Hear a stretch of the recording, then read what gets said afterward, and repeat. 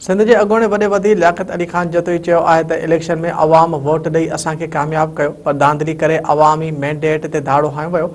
Nile माण्हुनि जे इक़्तिदार में अचण सबबि सिंध जा स्कूल ऐं इस्पतालूं तबाह थी वियूं आहिनि।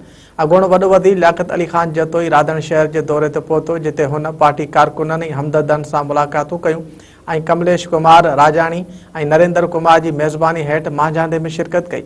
लियाकत अली जतोई चयो त हर इलेक्शन में अवाम असांखे वोट ॾेई कामयाब करे थो।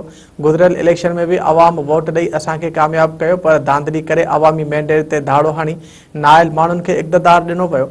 उन वधीक चयो त राधन जा रोड रस्ता स्कूल ऐं इस्पतालूं बर्बाद थी वियूं आहिनि। करप्शन आम थी वई आहे। ग़रीब अवाम गुरबत जी लकीर खां हेठि ज़िंदगी पियो गुज़ारे, पर कंहिं बि हुक्मरान खे अवाम जो अहसासु नाहे। करप्ट हुक्मरान रुगो पंहिंजा पेट भरण में पूरा आहिनि।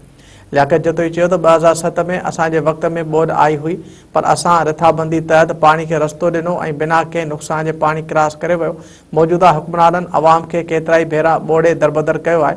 ॿाहिरि मुल्कनि मां ॿोॾि मुतासिरनि जे नाले ते मिलियल रक़म बि हुक्मरान हड़प करे विया।